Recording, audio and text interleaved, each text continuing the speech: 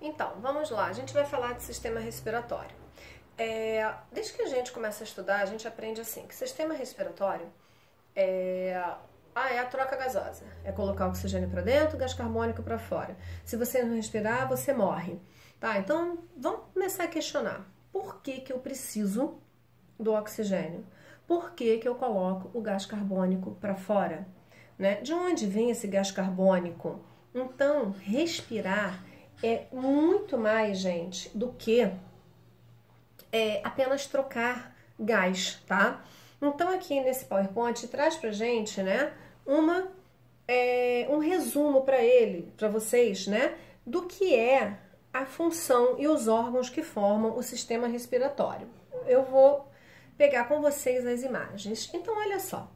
O sistema respiratório, ele começa nas fossas nasais, ele vai descer pela faringe. Aqui nós vamos ter uma região de comum ao sistema digestório, onde vai para o esôfago ou a gente desce para a laringe. A laringe pertence ao sistema respiratório. E aqui nós temos as pregas vocais, que quando o ar passa, vibram.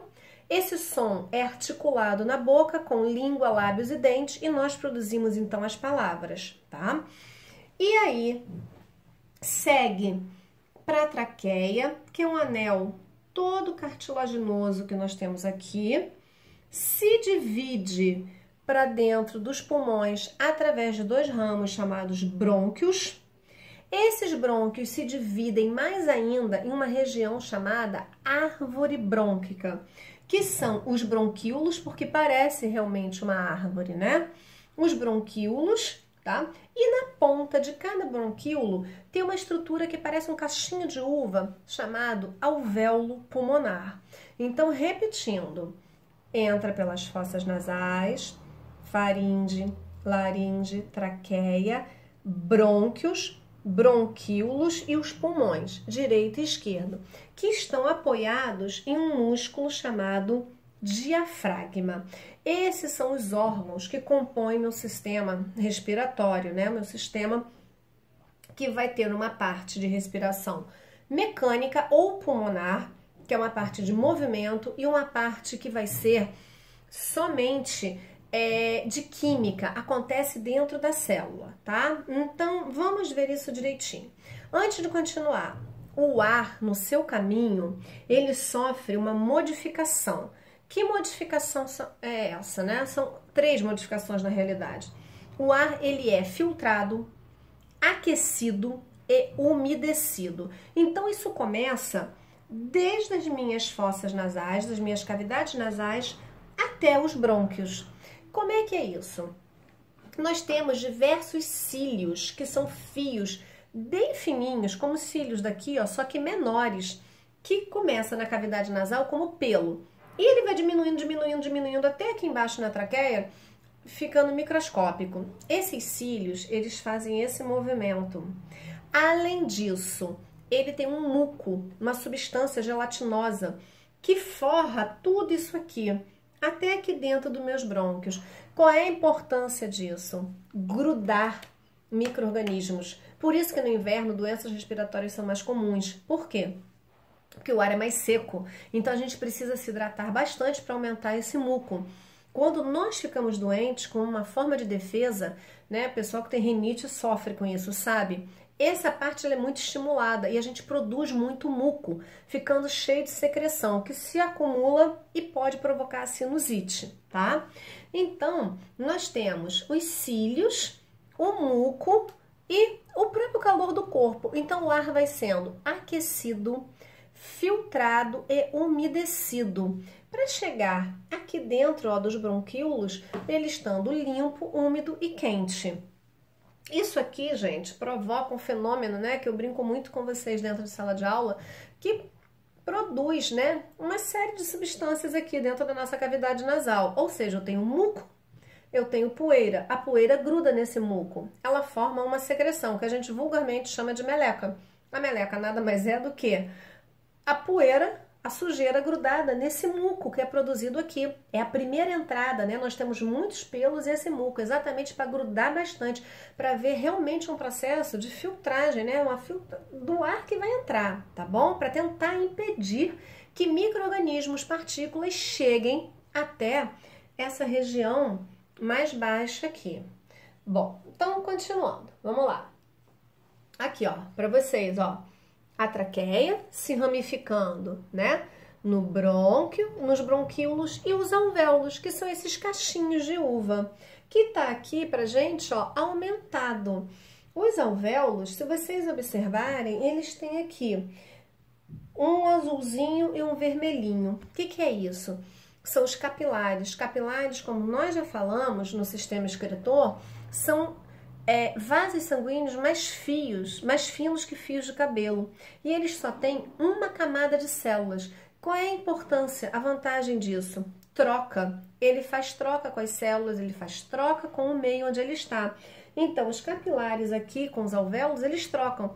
Eles passam para dentro do sangue, eles passam para dentro do alvéolo o gás carbônico que está no sangue, para que o alvéolo, então, aqui, ó, vá para o bronquíolo, esse ar, brônquio, e suba, ou o que desceu do oxigênio, faça o caminho contrário. Ele vai vir para cá e quando chega aqui no alvéolo, passa para o sangue do capilar. Então, nos alvéolos acontece a troca gasosa.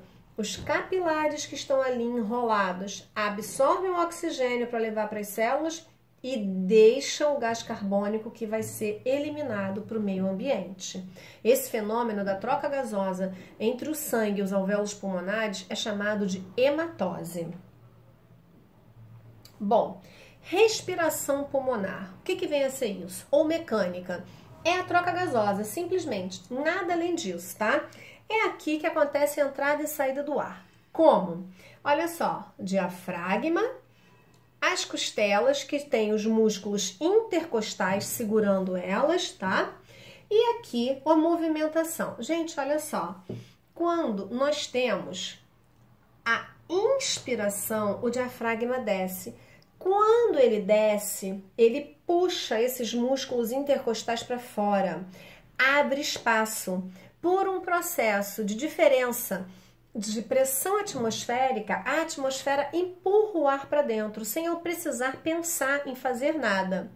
Acontece o inverso na expiração. O ar sobe, o diafragma sobe. Quando ele sobe, ele aperta os músculos intercostais que diminuem a caixa torácica, o espaço diminui e o ar, então, sai, tá? Vou repetir para vocês. Inspiração, diafragma desce, puxo os músculos intercostais e abro minha caixa torácica, crio um espaço, a atmosfera empurra o ar. Vou expirar, o diafragma sobe, eu empurro esses músculos, eles se contraem aqui, fecho minha caixa torácica e aí, olha só, acontece, né?